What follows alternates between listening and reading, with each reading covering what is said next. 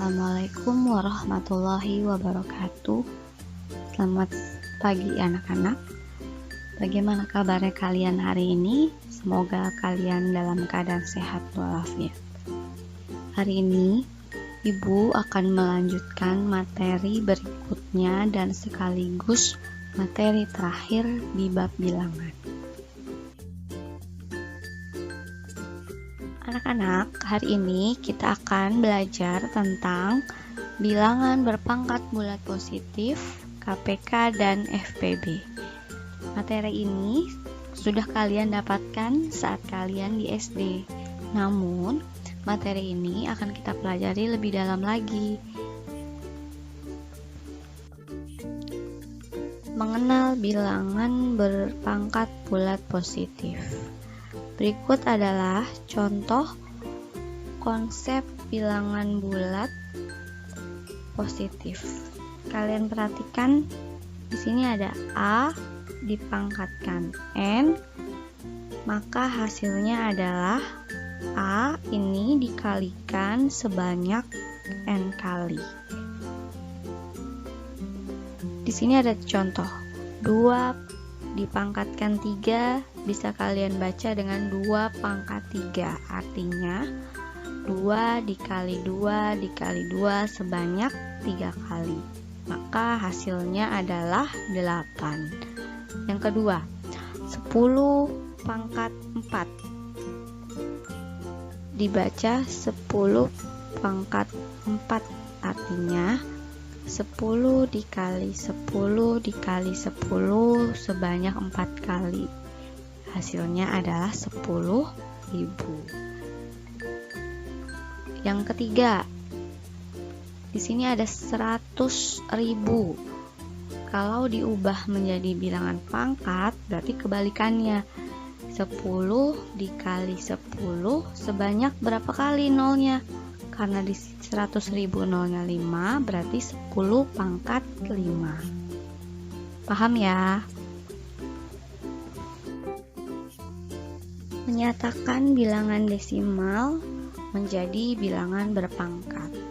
Contoh, 81 kita akan cari bilangan pangkatnya. Caranya bagaimana?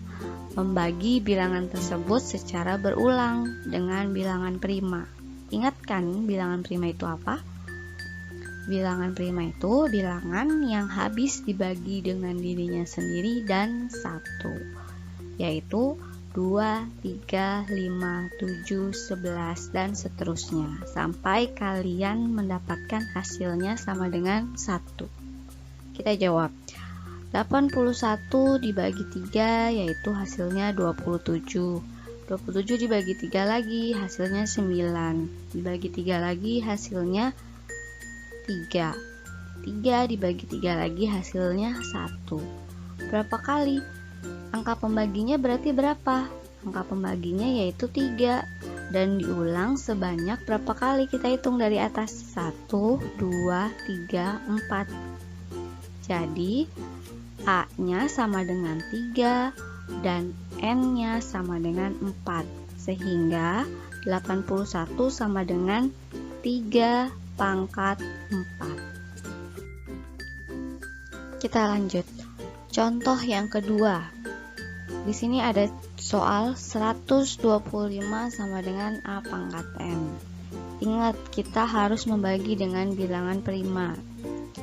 125 dibagi 5 yaitu berapa? 25. Dibagi 5 lagi 5, dibagi 5 lagi 1. Sudah ketemu 1, berarti angka pembaginya yaitu 5 dan diulang sebanyak 3 kali. Jadi A sama dengan 5 dan N sama dengan 3, sehingga 125 berapa pangkatnya? 5 pangkat 3. Paham ya? Selanjutnya, menyatakan bilangan berpangkat menjadi bilangan desimal. Contoh soal nomor 1. 2 pangkat 4, artinya 2 dikali 2 sebanyak 4 kali. Hasilnya 8. Contoh soal nomor 2. Negatif 2 dipangkatkan 4. Karena negatif 2 ada di dalam kurung, jadi negatif 2 nya dipangkatkan 4 ikut negatifnya. Jadi negatif 2 dikali negatif 2 dikali negatif 2 sebanyak 4 kali. Boleh kalian kerjakan langsung, boleh kalian uraikan seperti contoh ibu. Negatif 2 dikali negatif 2 positif 4. Negatif 2 dikali negatif 2 positif 4. Jadi 4 dikali 4 hasilnya 16. Soal nomor 3. Negatif 3 ada di dalam kurung, dipangkatkan 3. Jadi negatif 3 diulang sebanyak 3 kali. Yaitu hasilnya negatif 3 dikali negatif 3 9 dikali negatif 3 lagi sama dengan negatif 27. Lihat contoh soal nomor 4 dan 5 berbeda dengan 2 dan 3. Negatifnya di luar, jadi kalau negatifnya di luar yang dipangkatkan hanya yang di dalam kurung. Jadi negatif buka kurung 6 dikali 6 sama dengan negatif 36. Nomor 5 sama juga, yang dipangkatkan hanya 8, jadi negatif 8 dikali 8 dikali 8 hasilnya negatif 512. Paham ya? Di sini ada contoh soal. Nyatakan bilangan desimal berikut menjadi bilangan berpangkat 32 juta. Berarti kita uraikan 32 dikali, karena juta jadi 1 juta. 32 dikali 1 juta. Kita cari satu-satu. 32 Pak, bilangan pangkatnya berapa? Seperti yang ibu tadi jelaskan, kita bagi dengan bilangan prima. 32 dibagi 2 hasilnya 16, dibagi 2 lagi hasilnya 8, dibagi 2 lagi hasilnya 4, dibagi 2 lagi hasilnya 2, sampai hasilnya 1. Berarti berapa pembaginya? Pembaginya itu 2. Berapa n-nya?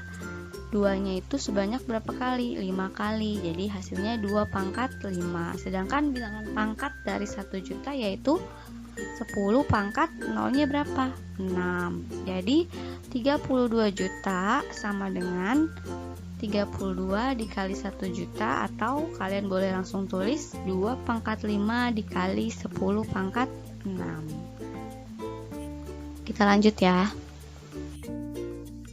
Soal yang kedua. Nyatakan bilangan pangkat berikut menjadi bilangan desimal. Kebalikannya. Di sini ada soal minus 4 pangkat 3 dikali 10 pangkat 2. Kalau minusnya di dalam kurung berarti artinya minus 4 dikali minus 4 sebanyak 3 kali. Hasilnya 6 min 16. Sedangkan bilangan pangkat dari 10 pangkat 2 yaitu berapa? 10 dikali 10 sebanyak 2 kali. Hasilnya 100. Jadi minus 16 dikali 100 sama dengan minus 1600. Paham ya anak-anak? Materi selanjutnya yaitu KPK dan FPB. Materi ini sudah pasti kalian dapatkan di SD dan mungkin kalian sudah ada yang pintar mengerjakannya. Ibu di sini hanya mengulang dan memperdalam dan mengingatkan kalian lagi. KPK itu artinya apa? Kelipatan persekutuan terkecil, dan FPB yaitu faktor persekutuan terbesar. Ada 2 cara yang kita akan pelajari, yaitu faktorisasi prima dan 2 pembagian bersusun. Di sini ada contoh soal.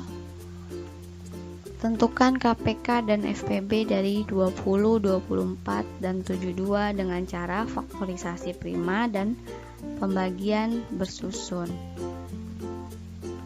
Yang pertama, faktorisasi prima itu kalian harus ingat bilangan prima karena kalian akan membaginya dengan bilangan prima.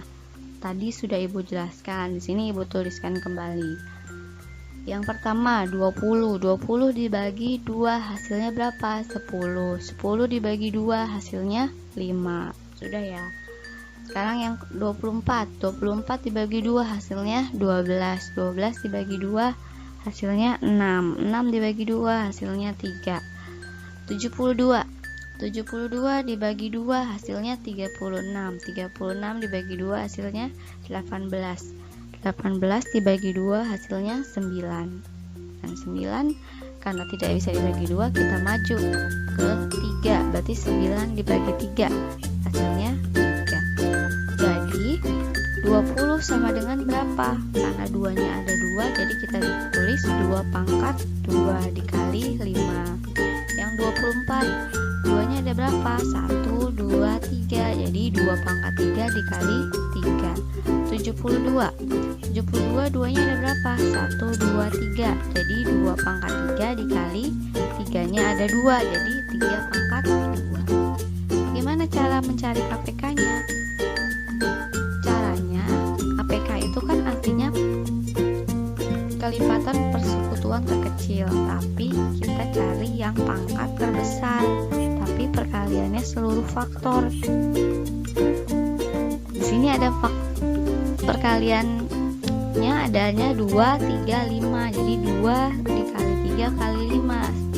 Kita cari dulu pangkat yang terbesar. 2 pangkat terbesarnya berapa? 2 pangkat 3.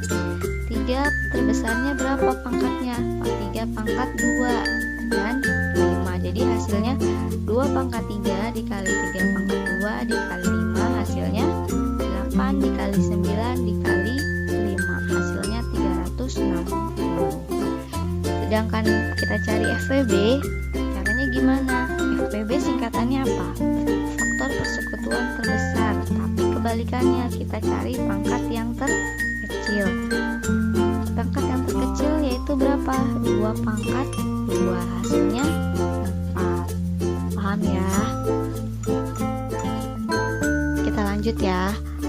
Sekarang kita cari KPK dan FPB-nya dengan cara pembagian bersusun. Di sini ada tabel KPK di kiri, FPB di kanan. Kalau KPK, kalian tulis semua angka yang menjadi pembagi dari bilangan-bilangan berikut. Kalau FPB, kalian lingkarin angka yang bisa dibagi dengan semua bilangan atau ketiganya. Contoh, ibu kasih contoh 2 garis. Misalkan 20 kita bagi dengan 2 bisa hasilnya 10. 24 dibagi 2 hasilnya 12. 72 dibagi 2 hasilnya 36. Jadi FPB-nya kita lingkarin hasilnya, berarti 2, FPB-nya 2. Yang kedua, 10 dibagi 2 hasilnya 5. 12 dibagi 2 6. 36 dibagi 2 18. Bisa semua dibagi 2, jadi kita lingkarin buat FPB. Yang ketiga, 5 dibagi 2 tidak bisa, jadi tetap 5.